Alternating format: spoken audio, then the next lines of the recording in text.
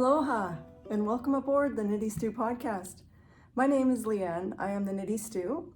Stew, if you're new here, is short for stewardess. I'm a Canadian flight attendant and a knitter, and this is my YouTube channel that you've stumbled across, or maybe you've been a returning viewer, and I take you on the road with me and generally show you new yarn shops and also the standard format of what I'm working on and knitting projects to come, that kind of thing. So I hope you will stay for our chat today. From this exotic location, I am here today in Kona, Hawaii, where it is a glorious 26 degrees Celsius. That is 80 degrees Fahrenheit for any of my American viewers. And I had the privilege of being here for about 21 hours. And so it was a really nice day today.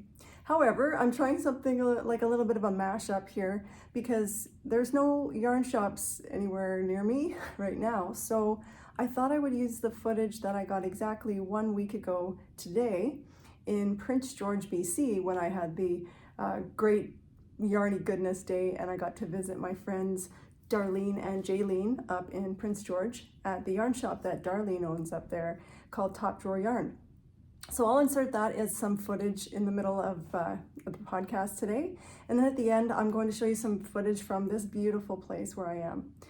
If you're not familiar with the locations, maybe I'll throw up a map here to show where I am exactly. I'm the blue dot on the screen here. The flight from Vancouver last night took 6 hours and 29 minutes. That's a long one. We had to avoid some turbulence and weather, so our flight plan took us quite far south, and then we headed over to the Hawaiian Islands. So that was a long flight. I got in last night and I thought I was going to sleep for a solid 8 hours, but I didn't. I actually only slept for about 5 hours. So I got up and I thought, well, I guess I'll just try and nap later in the day. And I walked around and had just a lovely day, just exploring this very lava, very volcanic area. And I got to go into the ocean and I laid by the beach for a little bit. So it was a good Monday at the office. Now tonight, after I finish this podcast, I have to get ready and it'll be probably, well, hopefully not 6 hours, but 5 hours plus to go back to Canada across the Pacific. So that's my day. I hope you'll join me. Today I'm having a delicious iced coconut milk Kona coffee latte. That'll get me across the Pacific. So I hope you'll grab your knitting project or your making or whatever you might be up to today for a knit chat. And I will start the podcast with what I'm wearing. This is something you've never seen me wear before, and this is called the Easy Eyelet Yoke Lite. I'll stand up for you. It's a pattern by Chantal Miyagishima, also known as Knitatude. She's from my hometown. She's a Calgary girl. She designs lots of patterns, many of them geared towards new knitters, and they're very well written, and they have a range of sizes. This one in particular, I'm gonna address my notes because I made this quite some time ago. Where did the time go? This was from spring of 2021. And what I did was I used Barocco Remix Lite, which is a recycled fibers, and it looks kind of like it has a little bit of tweedy bits in it, which is actually little bits of cotton. So I actually knit it on wooden needles, and it did take me a bit. I do remember that. Yeah, it only took 1.39 skeins, so that's 600 yards. And I made it cropped because that's when I started to learn that I actually kind of like the crop look, especially with dresses. So I'll stand back so you can see what it looks like with a dress. This is my standard hot layover dress. I wear it every time. Yeah, so it fits really well. It's a top-down construction with some easy eyelets, like the pattern says. And you could make long sleeve, I suppose. I just made little short cuffs, and I highly recommend the pattern. Winter is coming over in Canada and Calgary where I live, but it's actually been quite mild, so we're wondering if we can maybe have an ideal winter for us, which would be that it snows in the Rocky Mountains, so all the skiers and snowboarders are happy, but stays kind of nice in town for now. But, you know, also hoping for a white Christmas. I can have it all, right? I hope you're doing okay where you are.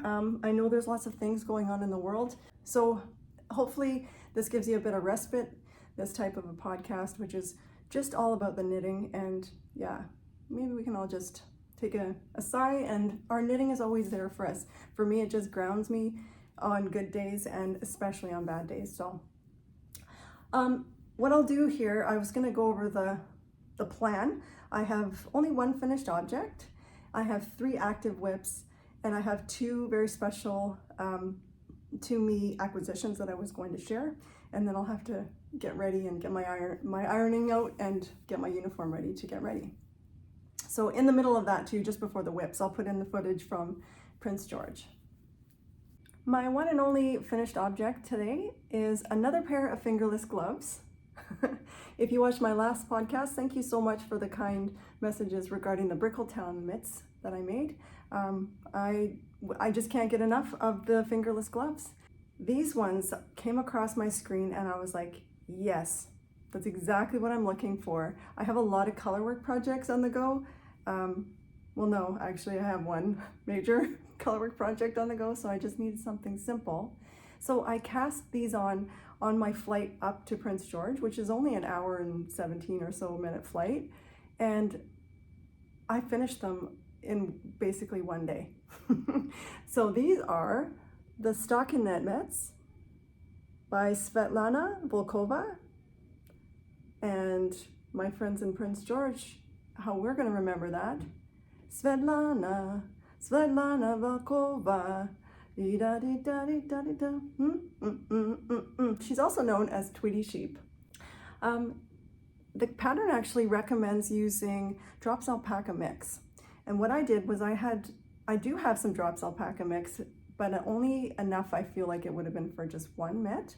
So I used 2 strands of silk mohair that I had from Cami Jo Knit when I tested her melancholy hat. So this pair is very light, very fuzzy, and it's in her Tennessee Warbler colorway. Check it out. So one is slightly smaller than the other, and the first one is probably because I was a little tense. I had never done thumb shaping like this before, and I was doubting it. I was like, is this right? Am I supposed to be increasing there and increasing at this other place? It is a paid pattern, so I can't give out any information. But my friend Darlene, when I was up at the yarn shop in Prince George, she's like, Leanne, you got to trust the pattern. And on the flight home after my day in Prince George, I went up there in one day and came back. I sent her a picture and I was like, you were right. I needed to trust the pattern because it worked out absolutely fabulous. So it's, as the pattern is called, stockinette mitts. You cast on and you knit in stockinette and do some increasing, cast off at the top.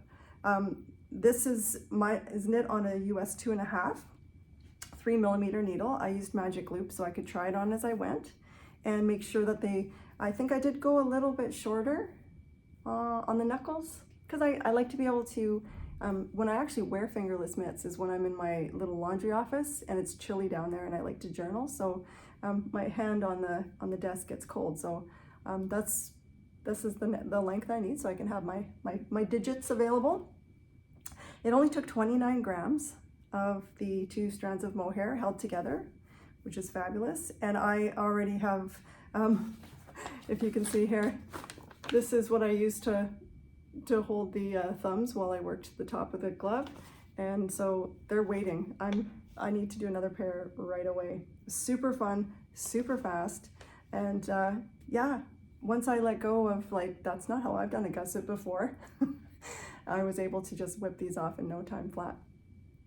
So that's it. Finished object number 1, the stockinette mitts, which I'm calling the PG mitts for Prince George by Svetlana Volkova.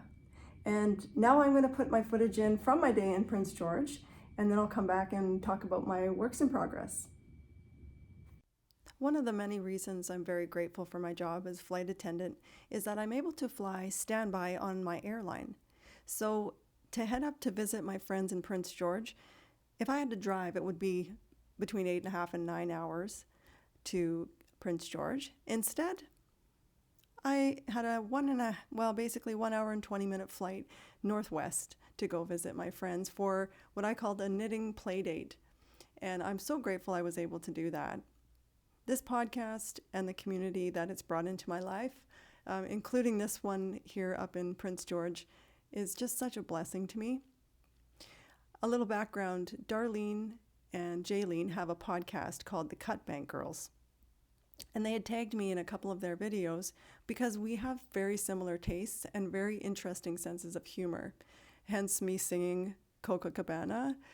They sing to all the things that they think are funny, like Sunday, double Sunday, and just little things like that. They said, let's do a knit along. And I was like, you know what? I also want to meet you guys in person. So I flew up to Prince George on November 13th. The first snowfall of the day greeted me. And I was so grateful that Darlene came to pick me up. And right away I said, I just need some caffeine. Do you mind being filmed constantly? And she, as a podcaster herself, she gets it. So we went and grabbed some coffee and then over right away for a private tour of her beautiful, beautiful yarn shop. Please enjoy the footage of this incredibly well-stocked shop that is so cozy. It's in a very old vintage building in Prince George, downtown, and it was absolutely lovely.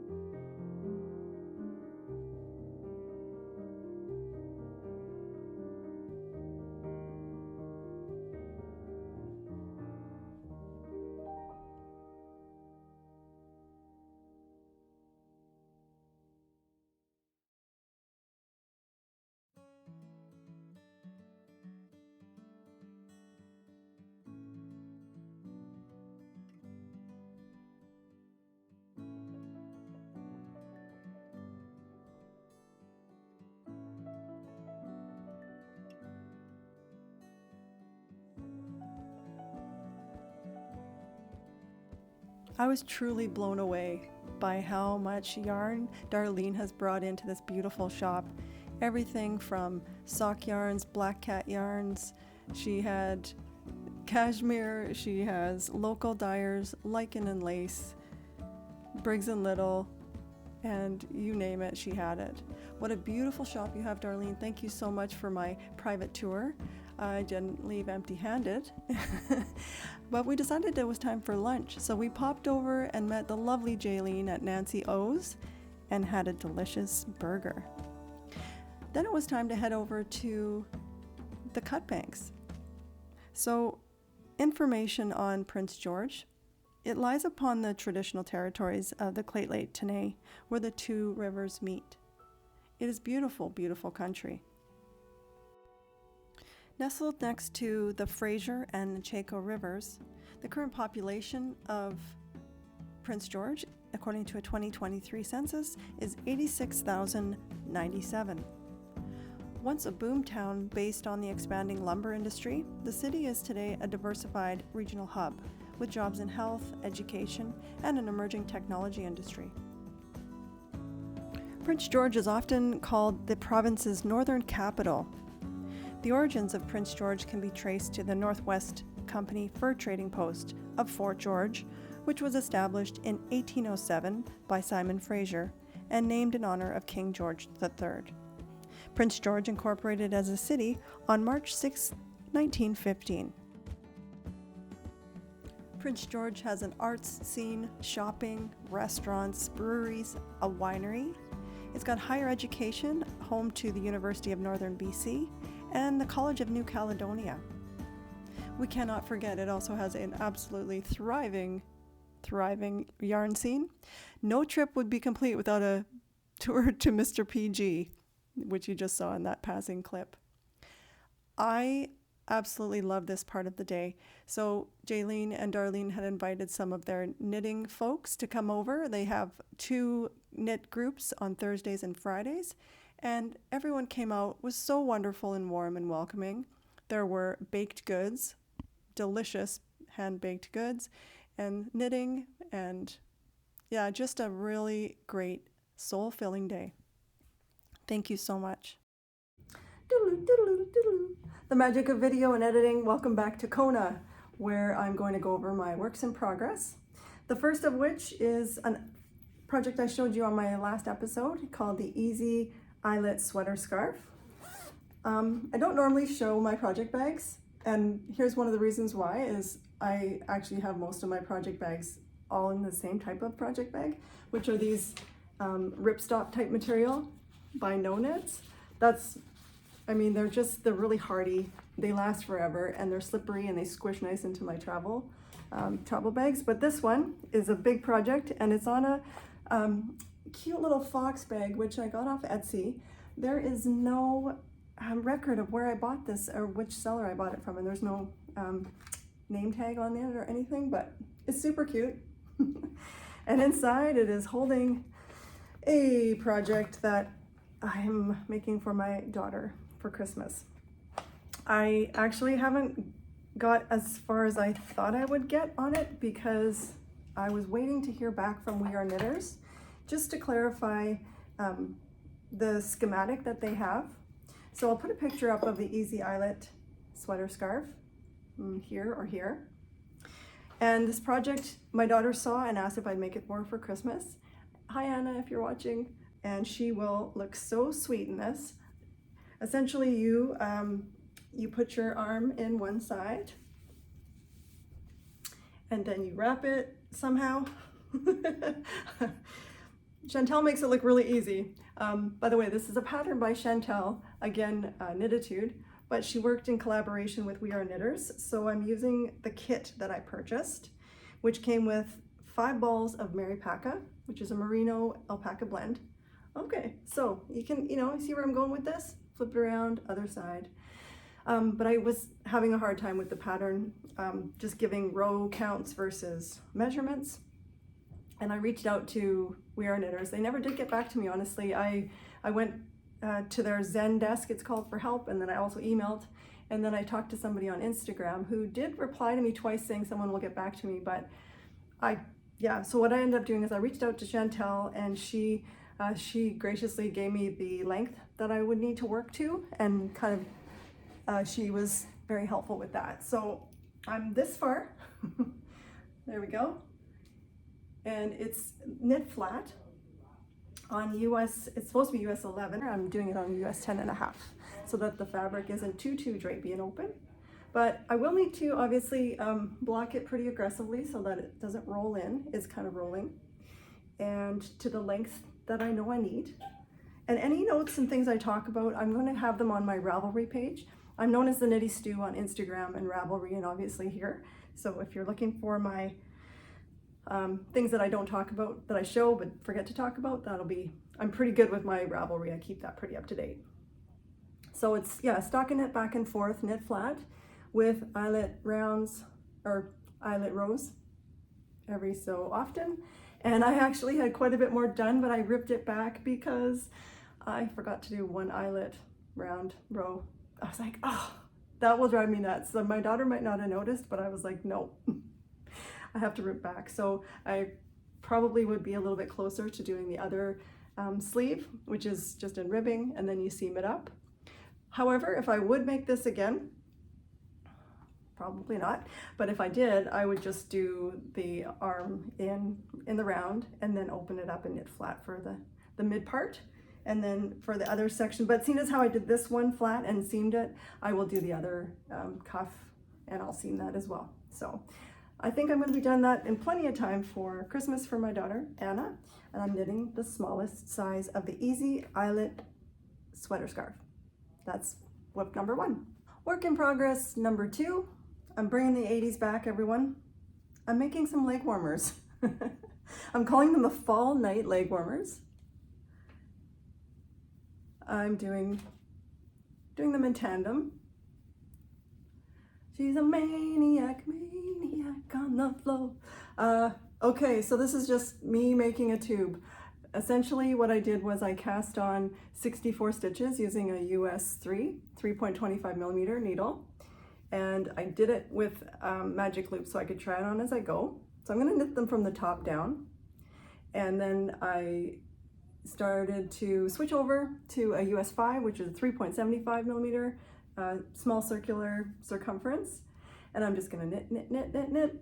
And I'm going to taper them so that they're quite fitted. Should I try these on for you? It's going to be quite the outfit, but I'm pretty happy with how they're fitting. All right. Okay, because my legs get chilly, I don't think I'll be wearing these too far out of the house, but when I'm hanging around in the winter time, check them out. Okay, paisley and sock yarn. Is this a new trend we got going on here? There we go. So yeah, they're fitting pretty good. I think I'm gonna make them full length all the way down, and once I run out of the yarn, I should have enough. I split the ball into 2. And this is what I'm knitting with. This is Schockenmeyer. It's Regia designed by Arnie and Carlos, 6-ply. So I had a big ball, 410 yards, and I think I ordered it because I was going to make toys. Like I do make toys from time to time, and I had a ball of this, and I ended up making I think I made something for my daughter last year, but I didn't use this, and I thought this was really fun. And isn't it fun to use yarn that just changes color? Now they don't line up in any way, and perhaps if I was making normal socks, not on a US 5, they would line up better, but it's a sport weight, and so it's going really quick, and I just needed a fast and easy project, like something that I didn't have to think about, because my next work in progress has taken up a lot of brain power. So yeah. Though I'll just have some rough pattern notes in my Instagram or my Ravelry if you wanted to have a look at it.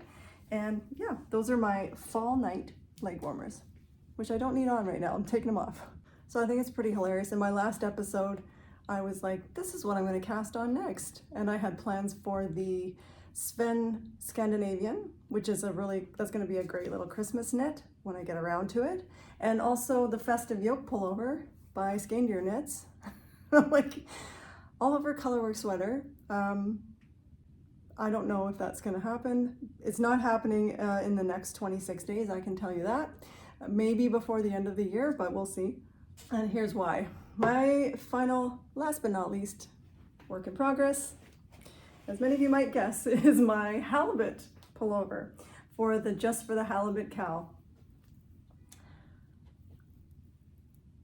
I finished the yoke.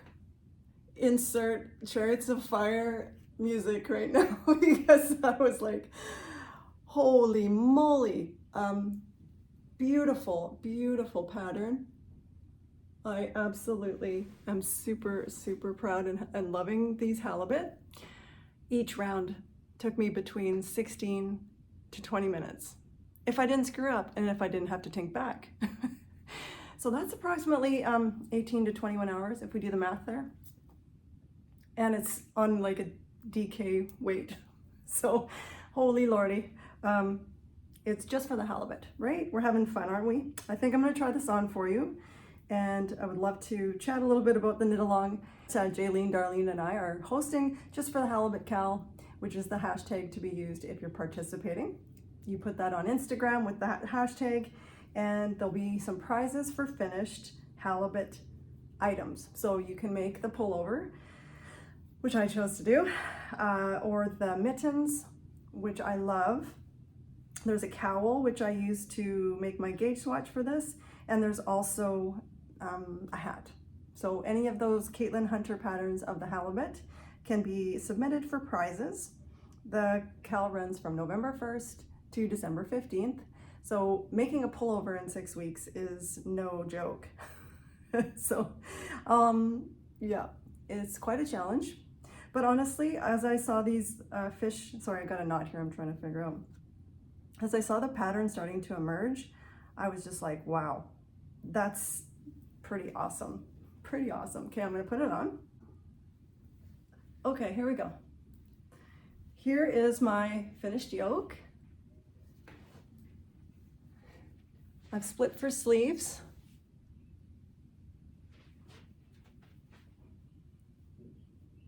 And I think it is going to have the type of like a dolman sleeve, but I did do a mock neck collar. So my friend Jackie from Knitting a Good Yarn podcast said I could always fold it over the collar if I needed to raise the yoke a little bit. And she also suggested her and Brittany, my other knitting posse, they know their stuff. They said I should have maybe added on a few additional stitches underneath the arm for a range of motion. But how gorgeous is this yoke? Like, I am so pleased with it. So we'll see if I need to fold over the collar or not. I did want that mock neck for, this is warm, I'll tell you. Okay, some details. I'm making this in Blue Sky Fibers wool stock using the colors. The dark color is called Midnight Sea, and the lighter color, which is actually a gray, is called Gray Harbor. And I think it's turning out well. My gauge was tighter than Caitlin's. I get 21-ish stitches per 4 inches. So we'll see what that's like when I wet block it. I just can't stop looking at it. Oh my goodness. Yeah. So I hadn't used my Norwegian knitting thimble to do the gauge swatch, which was basically the cowl. So, but when I got about just past the diamond and just into here, I actually ended up ripping back because I was using my standard method of left hand, right hand, and I could see the white, the gray yarn underneath whenever I would catch the floats. So using my Norwegian knitting thimble, which I did have some questions on, I'll put a link below to the one that I'm using, but I feel like when I use that, I don't need to catch floats. So I think that my color work has definitely changed by holding continental, like putting the main color, the dominant color, which was the gray, closest to my heart, and then the background color, the blue, on the farther hole in the thimble. And I'll show you my floats because there are some longer floats. I think there was one that was like 14 stitches, and I didn't catch my floats, but that's the reverse. Yeah, there's one of the longer ones. And it changes everything, but boy, does it slow me down. I'm an English thrower, so to knit with 2 strands in my left hand is definitely a challenge. And I'm having a really great time with this now that I've split for the sleeves, and I know it's just Stockinette all in the navy blue color, which is, oh my gosh, I'm actually loving this. When I was picking with the thimble, sometimes it would really know if it'll, anyway, sometimes it would really thin out a little bit because it looks like it's just a very light twist, but I wasn't splitting the stitches, which is interesting, or splitting the yarn, because it looks like you would, right? But I didn't have that trouble, which was good, because it takes, yeah, it kind of takes the wind out of your sails if you're constantly having issues with the yarn, but that's coming along really well. I hope maybe you'll participate, or maybe think about participating. Just try one of those patterns, because every row is unique. There's no reading your knitting in that, is other than watching the row below to make sure that your stitches are lining up according to the chart. I am making size 2, and I don't think I'm going to say anything more about it, because in the next episode, of course, I shall be done. So that's all my works in progress. And next up, I will wrap up the video, as I am actually losing the light here. Sunset is in 5 minutes. So I will finish my episode by showing a couple of very beautiful acquisitions. This first thing I was just very surprised by when I was up in Prince George, and the lovely community and group up there. Maker named Heather, thanks to Jolene and Darlene, made me a custom project bag. And I was in the shop coveting the beautiful corduroy bottom bags with the beautiful fabric. Look at this. Of course, it's fish and ocean themed, and I absolutely love, love, love it. Her company is called Olive Maude, I'm sorry. So yes, this is handmade in Prince George by Heather. And there's this beautiful little stitch marker. Look at it. I love it so much. And then these lovely drawstrings. This will be good for a sock project or a hat project. But wait, there's more. Look at this. She went on and did a screen grab of my thumbnails on my YouTube channel. And it's custom. The Knitty Stew, Cal, and then it's got the top drawer yarns. How amazing and thoughtful and beautiful is this? Little pocket in there too. So thank you, Heather. Thank you to the community in Prince George for being amazing. I love, love, love this. My favorite colors too. Eek. Okay, and my final acquisition. So, I should maybe also address the elephant in the room. Acquisitions. If you just started watching recently, or if you remember, there was this thing called Busting My Balls 2023. That sort of went out the window around my birthday. So I was really, really trying with solid effort to not purchase things. And I actually have done a great job actually working through my stash by sometimes adding to the stash so that I could use the small one skeins that I have. So anyway, I just wanted to address that. It is, they say it's better to burn out than fade away. So we just stopped talking about it. And I am being very mindful. And the reason I have acquisitions nowadays is usually because I have a project in mind. And also for this one, I could not resist. So there is a lovely maker out in Newfoundland. Her name is Heather. She has a podcast called Oileanachknits, or oileanachknits. I'll link it below.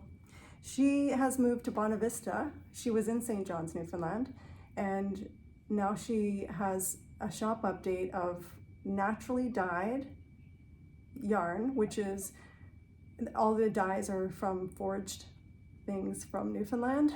So that was right up my alley. As soon as I saw her shop preview, she had very small quantities available, and I thought I'm gonna get one special skein. Look at this wrapping and packaging. Now, it's been in my suitcase, so I'm sorry. But it has this lovely stock of, look at it. And it's wrapped naturally, and she even put in a piece of rock from Newfoundland. I love it so much, and I waited because I really wanted to open it with y'all. It says, even a handwritten note, Leanne, thanks for supporting this little woolly dream. I hope you'll get the chance to visit us in Bonavista someday. I hope so too. once we get the shop up and running. Wishing you a happy and gentle entry to winter. From Heather, XO Heather. Look at this. Look at that beautiful skein.